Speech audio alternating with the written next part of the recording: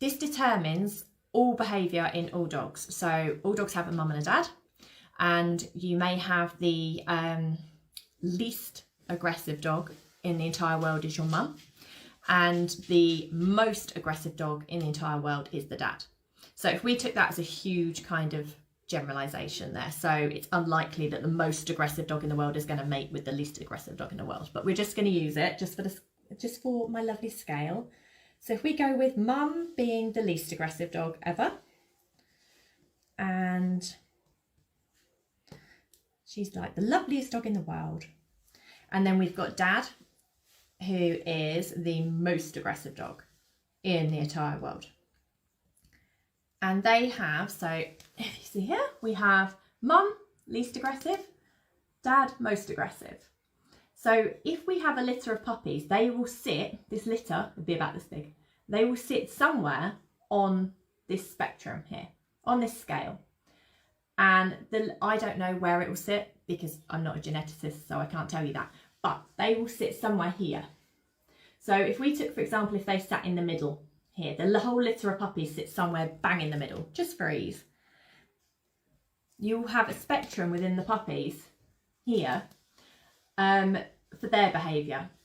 So we're going within the middle. It could well be they're a bit the most aggressive end or the least aggressive end. I'm not quite sure how it is determined, but if you imagine you have a litter here, so what determines this as to which end they will sit at is the environment that dog is placed into.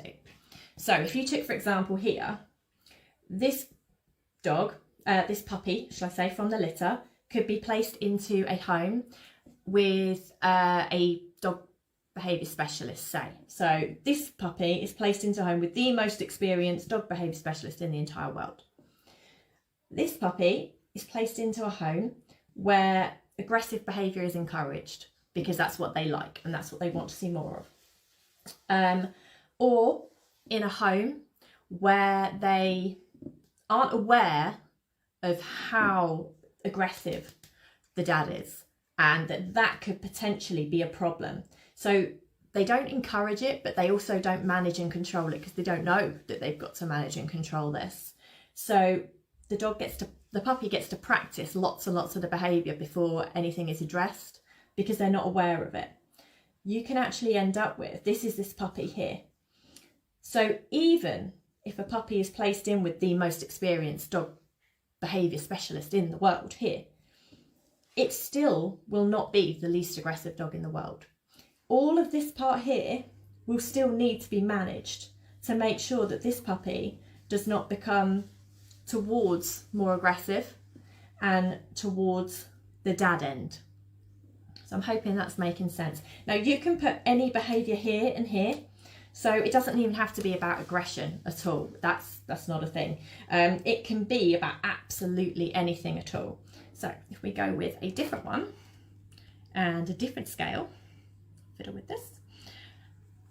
So we'll always go with mum being the least just because that's what I've just done. Doesn't always work that way. Sometimes it's the mum who's the most and the dad who's the least, but we'll go with mum and dad again as scale of spectrum. So say like we have mum is the least likely to bark ever. So she's very, very quiet mum. She doesn't bark. She never barked in her entire life. And you have dad, who is the most likely to bark at everything and anything. And dad barks all day long. So he barks at everything and nothing. He will bark at himself. He will bark at you. He will bark for attention. He just likes to bark. That's dad. So he's the most likely to bark. And you've got mum, who's the least likely to bark.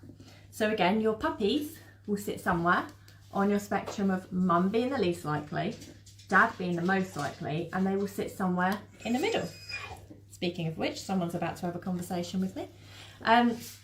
So in here, again, they could be placed with the top dog behaviour specialist in the entire world. Or they could be placed with someone who encourages barking because they like the barkiness of the dog. That's why they got this dog, because they particularly like barking. Or they didn't know that the dad is very, very barky and how much that would need to be managed and controlled because they weren't aware that it was a thing. Therefore, this puppy's had loads and loads of practice at barking at things, and maybe at first it was seemed cute and the owners really liked it, so it was kind of encouraged because it's adorable.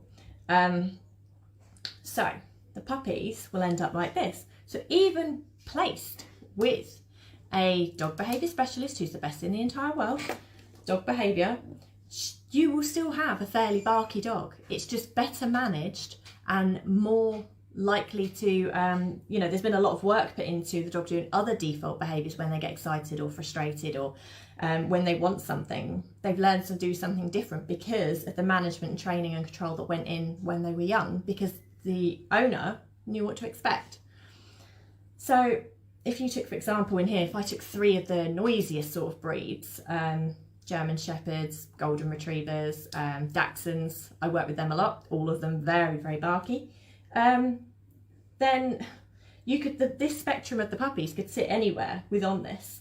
You know, they could be particularly barky, but it's likely they are still going to be barky, even if there's been loads of work put into them not barking and being quiet. They're still not going to be the quietest dog ever. There's still going to be a lot of barking, and that spectrum could sit here.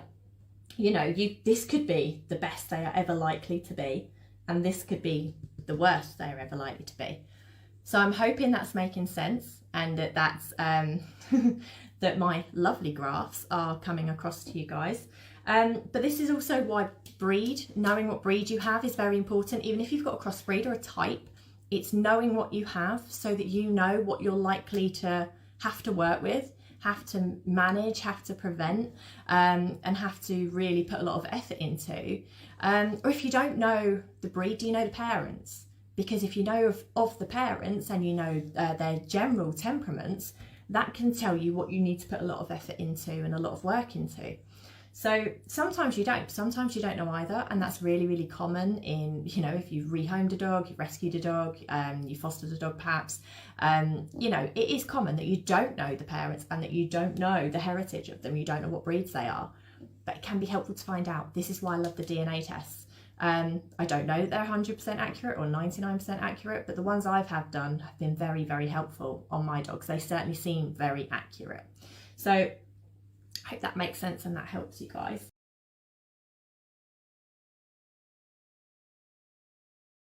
If, for example, you had a brilliant dog breeder, so your dog breeder is fantastic in many, many, many ways, and they socialise, sorry, don't socialise the puppies. They have, you know, a lot of people handle the puppies in the litter. They handle them a lot. They do a lot of grooming with them. They feed them great food. They are spot on with everything that they need to be. But they don't mix their own dogs, the adult dogs, the mum, the dad, with other dogs. They only mix their dogs with each other. And they hire out fields maybe to run their own dogs together, or they keep them completely separate to other people's dogs. There is nothing wrong with that, by the way. They're mixing with their own kind, they live with other dogs, not a problem.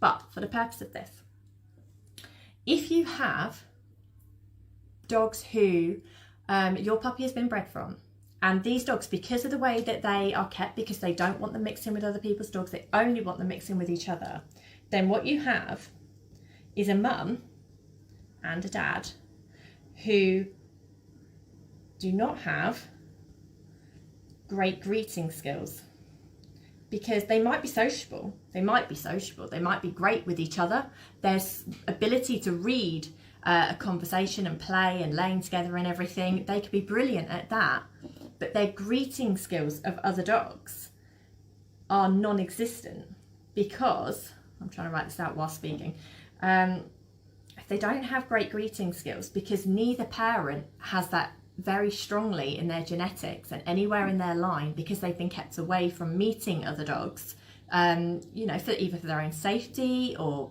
so that they're not getting, you know, I mean, there's many reasons why people would only mix dogs with their own dogs, but some people do, and if they're being bred from, then what's happening is your puppies are going to sit somewhere, that litter will sit somewhere on here of mum not having great greeting skills of unknown dogs and dad not having great greeting skills of unknown dogs, and then your puppy litter will sit in here.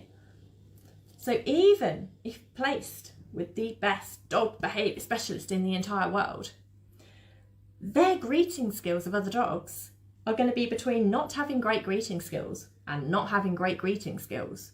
So they have to be taught, they have to be managed, they have to be very, very carefully protected, because the puppies genetically don't have any understanding of how to greet other dogs successfully, and just, you know, having great social skills and great greeting skills. Now, they might be brilliant when they're with dogs, but the greeting of other dogs can be really, really difficult for them, and that could be something that genetically they're not designed to do. That is huge. So again, it can help to know your breeder, know where your dogs came from. And again, it's not all dogs, you know, not all breeders do this, but some do. And it's the same if it's not that they hire paddocks for their own dogs and they exercise them together, and they intentionally do exercise them really, really well, and they give them enrichment and off lead time, but it's together. Perhaps you have a mum and a dad who never get walked. They were bred together and they've never been walked since they were puppies, and they're just pets in the house that don't go out, they don't get walked, they don't mix with other dogs, and they've mated and had a litter. The chances of them having great greeting skills with other dogs, this litter, is slim to none, because they don't mix with other dogs. They don't practice that greeting, and it's not an important genetic component for these dogs. So this litter of puppies, again, is stuck between not having great greeting skills and not having great greeting skills, which may mean it's something you have to manage for their life, because they do not have that genetically. They don't understand how to do it naturally. You have to be there to orchestrate it for them.